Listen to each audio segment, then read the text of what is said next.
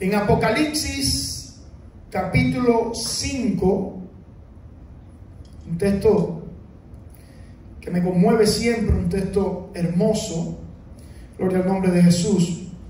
Apocalipsis capítulo 5,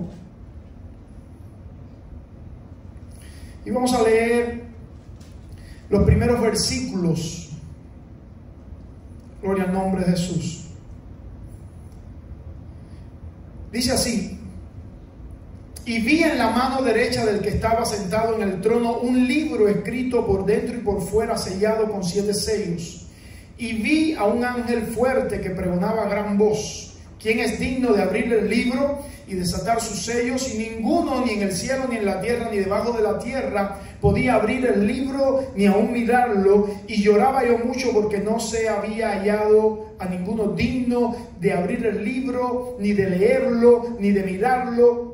Y uno de los ancianos me dijo: no llores, he aquí que el león de la tribu de Judá, la raíz de David, ha vencido para abrir el libro y desatar sus sellos. No llore, porque he aquí que el león de la tribu de Judá, la raíz de David, ha vencido para abrir el libro y para desatar su sello. Bendito sea el nombre del Señor. Y quiero ministrarte bajo el título: la preeminencia y supremacía de Cristo. La preeminencia y supremacía de Cristo. No hay en la historia otro ser como Jesucristo. No tiene paralelo. No se le puede comparar a nada ni a nadie. Él es el primero, Él es el último, Él es el escogido de Dios, Él es el ungido de Dios. Jonathan Edwards dijo de esta manera: la gloria de Dios consiste en una admirable conjunción de excelencias diversas que solo se encuentran en la persona de Cristo, donde Dios compendió toda su gloria, donde Dios compendió todo su propósito, donde Dios compendió todos sus planes, fue en la persona de Jesucristo. Jesús se dijo de sí mismo: 7 grandes yo soy. Yo soy el pan de vida, Juan capítulo 6. Yo soy la luz del mundo, capítulo 8. La puerta de las ovejas, capítulo 10. El buen pastor, 10 y 11. La resurrección y la vida, como se llama nuestra iglesia. El camino, la verdad y la vida. Y Jesús dijo: yo soy la vid verdadera. Cuando Dios quiso mostrarse, cuando Dios quiso enseñarse al mundo, Dios que es espíritu, que es incorpóreo, que no tiene forma, cuando Él quiso darse a conocer, revelarse a la humanidad, lo hizo por medio de Jesús. Cuando miramos a Jesús, Jesús al venir al mundo mostró el amor de Dios. Jesús al entregarse por el mundo mostró las misericordias de Dios.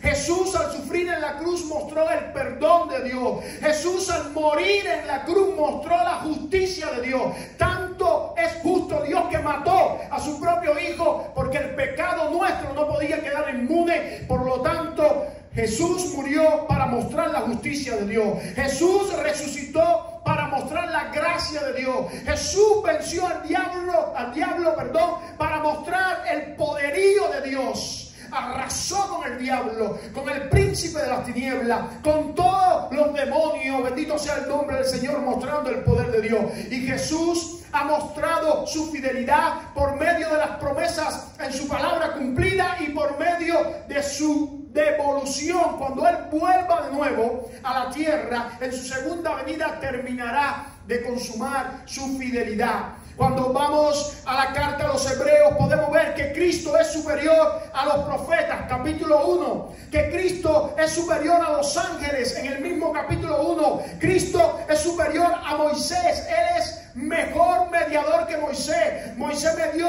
en un pacto de ley, ahora Cristo media en un pacto de gracia. Por lo tanto, en el nuevo pacto tenemos un nuevo mediador y mejor mediador, un pacto de mejores promesas. Tenemos a Cristo superior a Aarón como sacerdote. Oh, Cristo es mucho mejor que Aarón. Aarón tenía un sacerdocio que era el sacerdocio según Aarón, pero Cristo tiene un sacerdocio que es un nuevo sacerdocio, que es el sacerdocio según el orden de Melquisedec, un sacerdocio que no tiene muerte, un sacerdocio que no tiene fin, un sacerdocio eterno. La Biblia nos dice que Cristo está oficiando a la diestra del Padre en su sumo sacerdocio según el orden de Melquisedec, y está orando, está intercediendo y está abogando por cada uno de nosotros. Oh, Cristo es mejor ofrenda que toda. Él es el oferente y Él mismo es la ofrenda. Los sacerdotes tenían que llevar un animal para hacer ofrenda, pero Él oficia ahora delante de Dios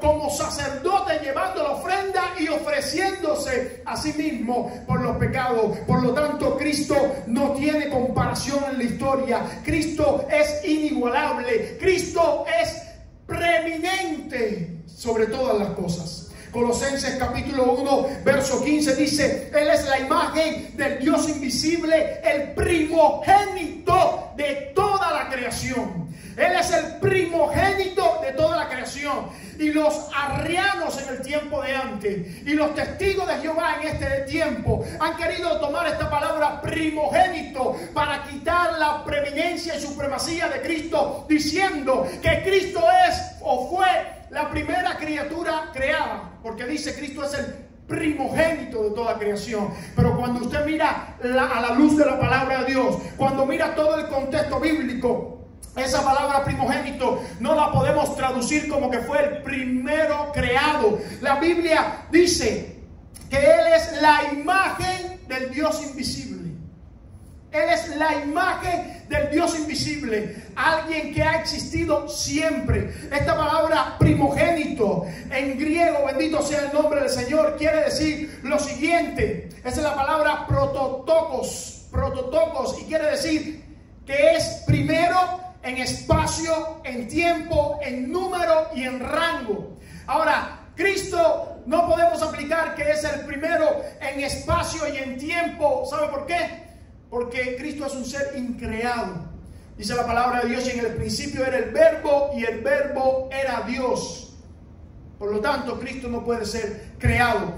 Cristo es el primogénito en cuanto a número y en cuanto a rango. La palabra primogénito en hebreo es bekor y quiere decir el que recibe la heredad, el honor y la autoridad sobre todos sus hermanos. Por lo tanto, Cristo es primogénito en cuanto que Dios le ha dado la heredad de todas las cosas que hay en la tierra y las que hay en el cielo. Le ha dado el poder de todas las cosas que hay en el cielo y en la tierra, y le ha dado la autoridad de todas las cosas. Por eso la Biblia dice que Él es el primogénito, no por orden cronológico de criatura, sino por orden de poder, de autoridad y de gloria. No hay nadie como Jesucristo. Él no mencionó solamente los nombres de Él como el gran yo soy, sino que la palabra está colmada de nombres interesantes como Jesús es el alfa y la omega, Jesús es el ángel de Jehová, Jesús es el consumador de nuestra fe, Jesús es el autor de vida, el arroyo de agua en tierra de sequedad. ¿Ha sido eso Jesús para usted? Cuando usted ha pasado por momentos difíciles, por momentos de aprieto, Jesús es el arroyo de agua en tierras de sequedad. Jesús es la cabeza de la iglesia, no es ningún pastor, no es ningún líder quien manda aquí. Es Jesús que es la cabeza de la iglesia, pero también dice que es la cabeza de todo principado y toda autoridad. No solamente la cabeza de la iglesia, sino la cabeza de todo ángel, de toda criatura angélica. No hay nadie por arriba de Cristo. Jesús es el Cordero de Dios. Jesús es el deseado de las naciones. No hay hombre, no hay Dios que sea deseado más que Jesucristo. Jesús es el más aclamado, Jesús es el más glorificado, Jesús es el más alabado. Jesús es el que cambió la historia nuestra, dividiéndola en antes de Cristo y después de Cristo. Jesús es la estrella resplandeciente de la mañana. Jesús es el fundamento, dice Pablo. Jesús es el heredero del universo, es el hijo del Dios viviente, es el juez de los vivos y de los muertos. Jesús es nuestra justicia, es el león de la tribu de Judá, es el lucero de la mañana, es el mediador entre Dios y los hombres, es el obispo de nuestras almas,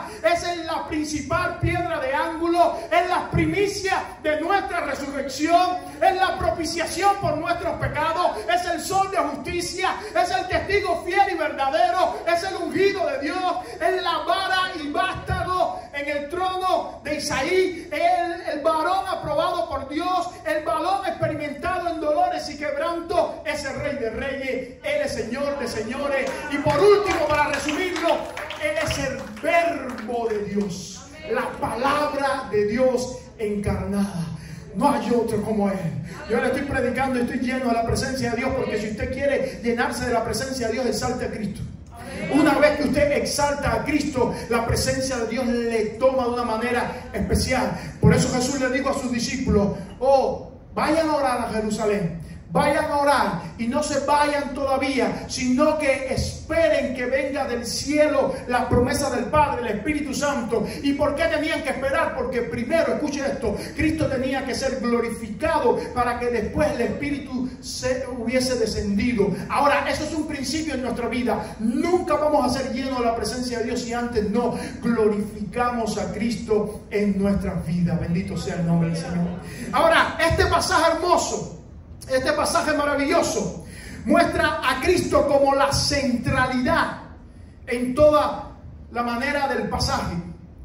Antes de entrar al pasaje, tenemos que decir, o decíamos el domingo pasado, que Cristo es la revelación exacta de la voluntad de Dios. Si usted quiere ver la voluntad de Dios, estudia la vida de Cristo y ve que ahí está la voluntad de Dios. Cristo dijo de sí mismo en el Salmo 46:8, proféticamente se dijo de él: sacrificio y ofrenda no quisiste, mas me has preparado cuerpo, holocausto y expiación por el pecado no te agradaron. Entonces dije: he aquí que vengo, oh Dios, para hacer tu voluntad, como en el rollo del libro está escrito de mí. Cristo dijo: yo vine a hacer la voluntad de mi Padre. Los ángeles, al anunciar la venida de Jesús, dijeron: gloria a Dios en las alturas y en la tierra paz y buena voluntad para con los hombres. Cristo, en la etapa de su adolescencia, cuando hay crisis de identidad, Él sabía que buscar la voluntad de Dios era su propósito. ¿Por qué? Dice de esta manera: ¿por qué me buscan? Es necesario que en los negocios de mi Padre yo esté. Cristo dijo en su ministerio: mi comida es que haga la voluntad del que me envió y que acabe su obra. Porque he descendido del cielo no para hacer mi voluntad, sino la voluntad del que me envió.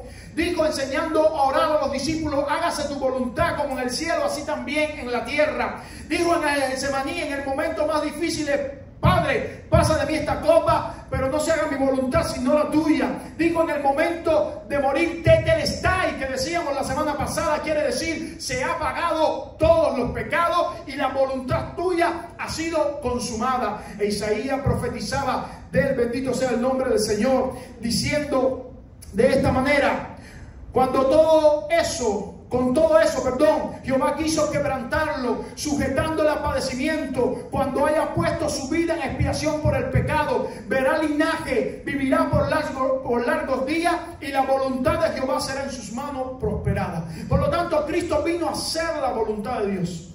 Pero ahora nos encontramos en este pasaje que Juan estaba recibiendo una visión en la isla de Patmos, y ahora había un libro, un rollo sellado con 7 sellos, los cuales tenían la voluntad de Dios dentro del libro. Recuerden que Apocalipsis es un libro de figuras, es un libro de simbolismos, y nadie podía abrir el libro. Y dice que Juan se puso tan triste que empezó a llorar, desconsolado. ¿Cómo es posible que ni en el cielo haya una criatura que pueda abrir el libro, ni en la tierra haya una criatura que pueda abrir el libro, ni debajo de la tierra hay una criatura que pueda abrir el libro? Y déjeme contextualizarlo. No eran libros de carátulas como los que tenemos hoy, eran rollos, estaban enrollados, y en ese tiempo se le ponían sellos a los rollos para guardar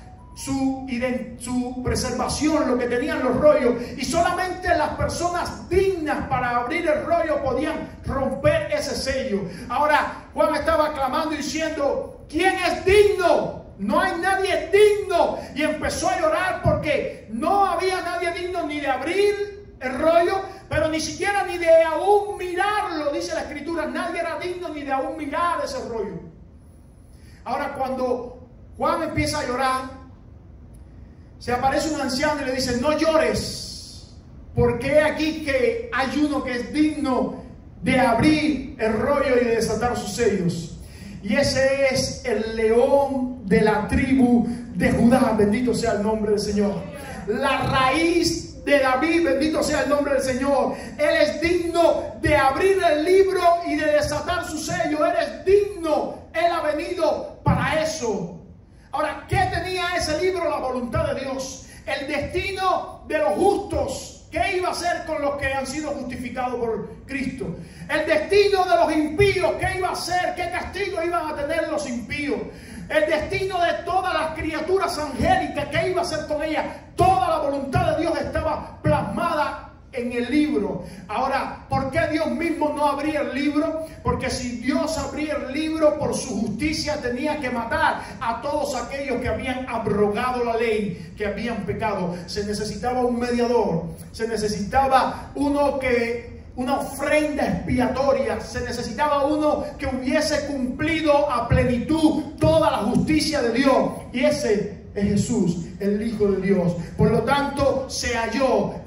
Dice la palabra que he aquí el león de la tribu de Judá.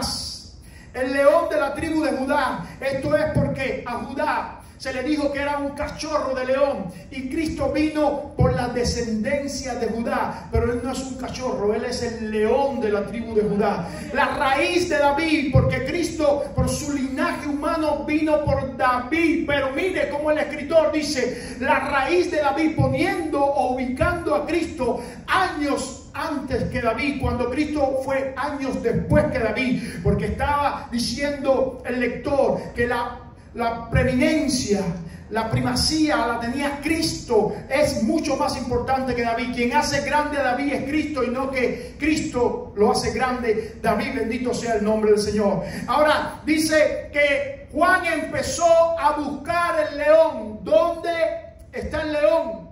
¿En qué parte está el león? Y dice que buscando al león se encontró ¿con qué? Con un cordero. No se encontró con un león, se encontró con un cordero. Bendito sea el nombre del Señor. Y cuando se encontró con el cordero, dice que se quedó alarmado, se quedó. ¿Y es un cordero? Ahora, ¿por qué Cristo se le mostró como un cordero? Porque el cordero anuncia humildad, anuncia obediencia, anuncia sencillez y anuncia limpieza. Ahora, si nosotros podemos ver bien el gráfico o el cuadro que se nos está planteando, tenemos que mirar a la cruz. Cuando miramos a la cruz, vemos a Cristo venciendo como un león al diablo, a todos los demonios, teniendo poder sobre todas las fuerzas espirituales, pero lo hizo como un cordero, sujeto, obediente a la voluntad de Dios. Los escritores y los teólogos dicen que Cristo venció perdiendo. Cristo venció haciendo la voluntad de Dios. Y esto nos deja un legado en nuestras vidas. Muchas veces nosotros necesitamos ser como leones venciendo al enemigo. Pero la manera en que nosotros vencemos al enemigo es siendo sumiso, obediente y dependiente a la voluntad de Dios.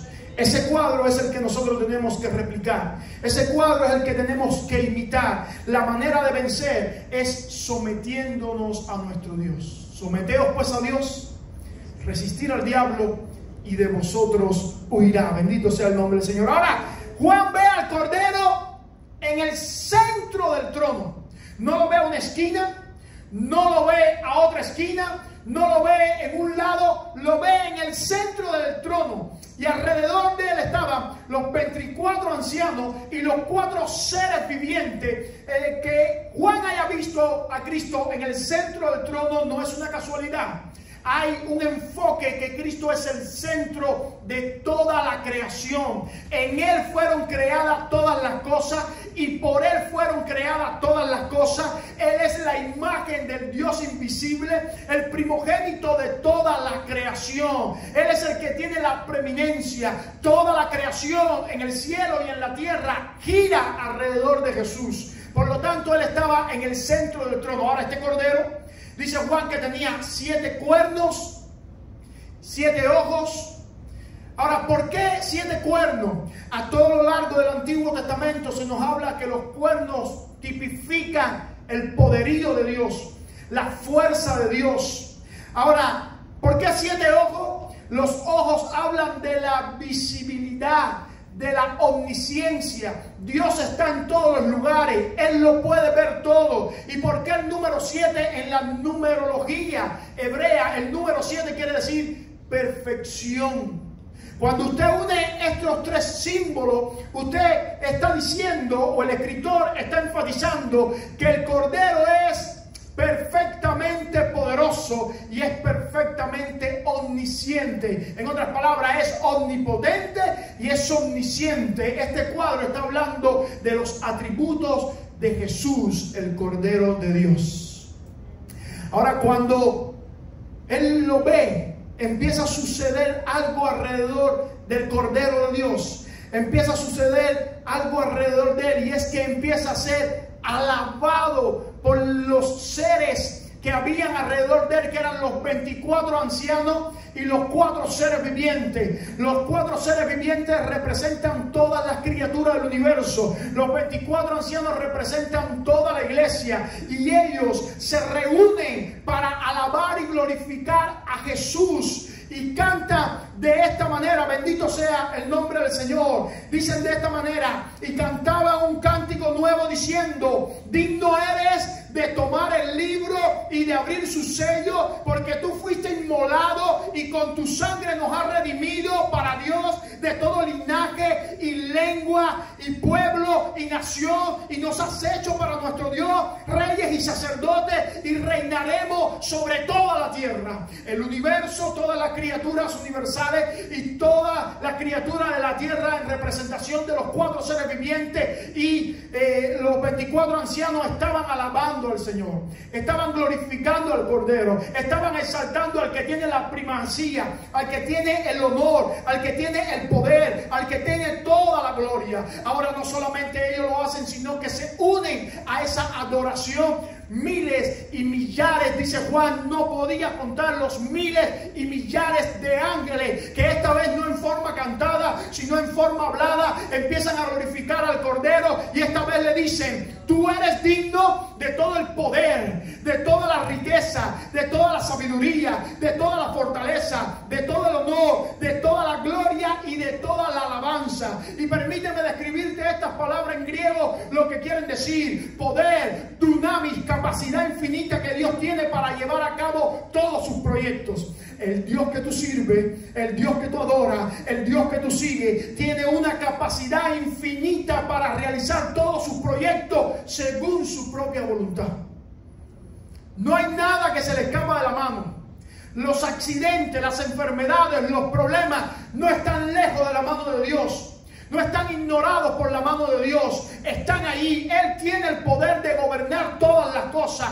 Todas las cosas están escritas por Él. Nada se sale de su plan, de su propósito. Nada se sale de su voluntad. No se le escapa nada. Ni una hoja, dice la palabra, de un árbol cae si no está bajo su dominio. Nuestros pensamientos, antes que desciendan a nuestra lengua, dice que Él ya los conoce todos. El salmista decía, 139, ¿a dónde huiré de tu presencia? Si subiera al cielo, ahí estás tú. Si bajare al Seol, ahí estás tú. Si fuera a las alas del alba, ahí estás tú. Si en el extremo del mar, ahí estás tú. ¿Dónde me voy a esconder de tu presencia?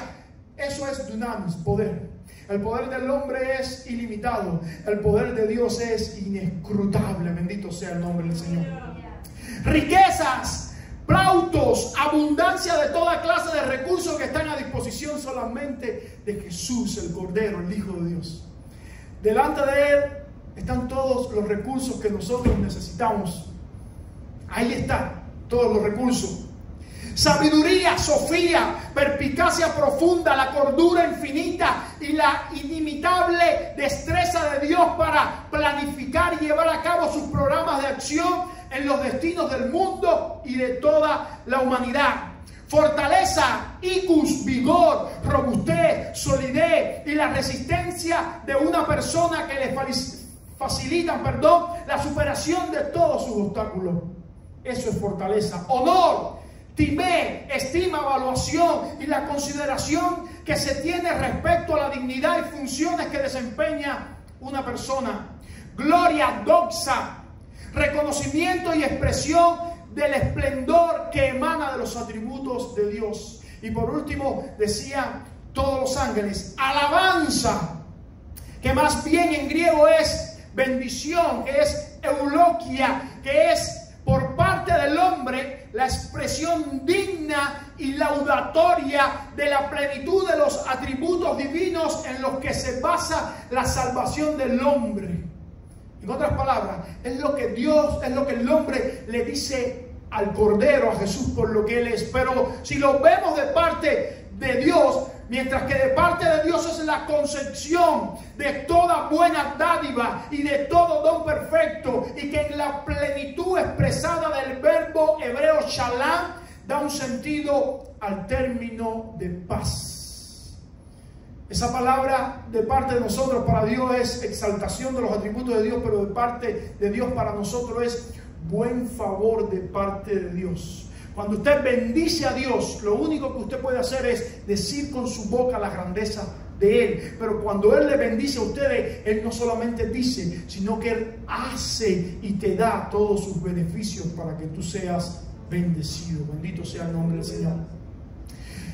No solamente se queda la gratitud en los seres, en los 4 seres vivientes, en los 24 ancianos, en los millares de ángeles, sino que ahora se suma una tercera dimensión de la alabanza. Dice Juan, y todo lo que había debajo de la tierra, todo lo que había, en el cielo, debajo de la tierra y en el mar, daba alabanza, honra y gloria a Dios por todas las cosas.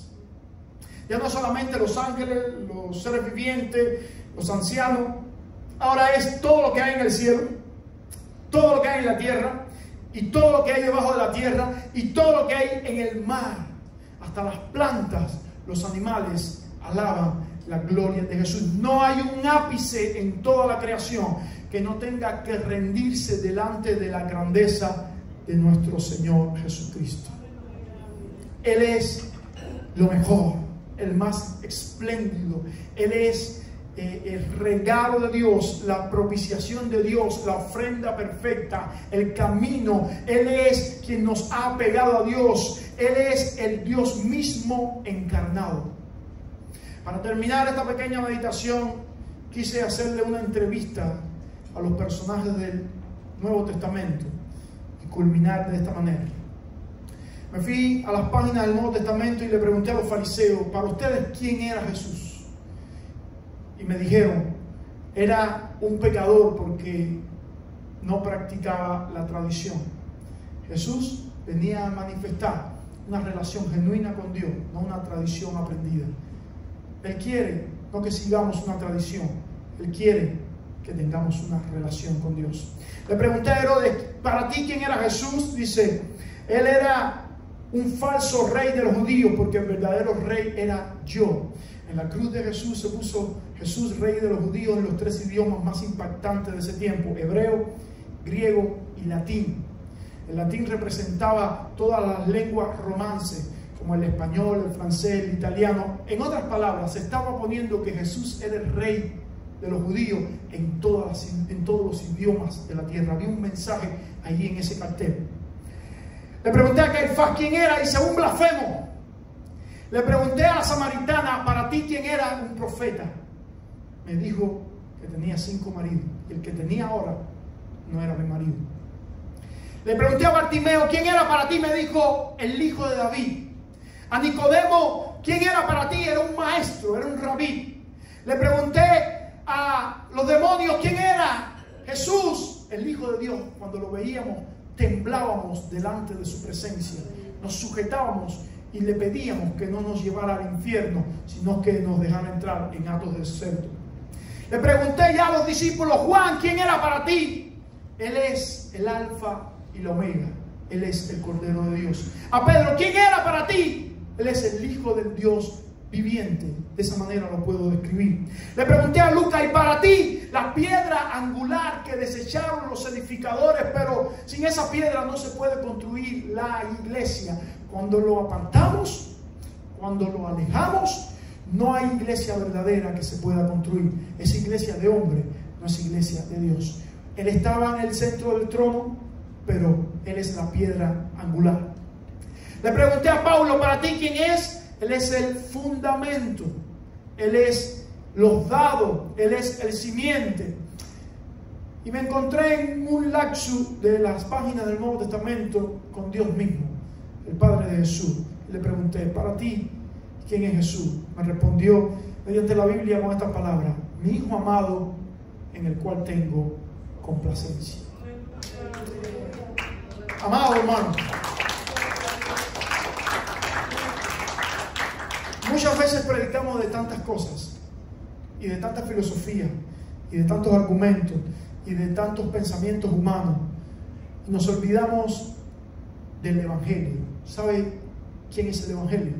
El Evangelio es Jesús. No hay Evangelio si no es con Jesús. Necesitamos volver a lo primario. Necesitamos volver al ABC. Necesitamos volver al que tiene la preeminencia, el poder, a Jesús, el Hijo de Dios. Fuera de Jesús, ni tú ni yo podemos comunicarnos con Dios. Ni tú ni yo podemos acercarnos ni siquiera a Dios. Por eso la palabra enseña: y cuando ores, ora siempre, no algunas veces, ora siempre en el nombre de Jesús. Él es el único que nos puede tomar de la mano y llevarnos, porque abrió por su propio cuerpo, por su propia vida, un camino vivo y santo al Padre, a la presencia de Dios. Y mediante Él mismo satisfizo todos nuestros pecados, ofreciéndose Él mismo como una ofrenda voluntaria delante de Dios, de tal manera que satisfizo tanto a Dios, que jamás Dios ha pedido una ofrenda por nuestros pecados, porque Jesús cumplió y satisfizo toda la justicia de Dios. Jesús sea tu levantarte, Jesús sea tu hablar, Jesús sea tu escuchar, Jesús sea tu vivir, Jesús sea tu adorar, Jesús sea tu ministrar, Jesús sea tu dormir. Él es las primicias tuyas. Él es las primicias. Él es las primicias de nosotros como hijos de Dios. Él es el primero y nosotros somos sus hermanos, somos los segundos. Él es las primicias de nuestra resurrección. La Biblia dice, Pablo dice: porque Él resucitó, nosotros también resucitaremos. Bendito sea el nombre del Señor. Es Jesús el que tiene toda la preeminencia, toda la supremacía, y Él es el único digno de toda la alabanza y de todo el honor.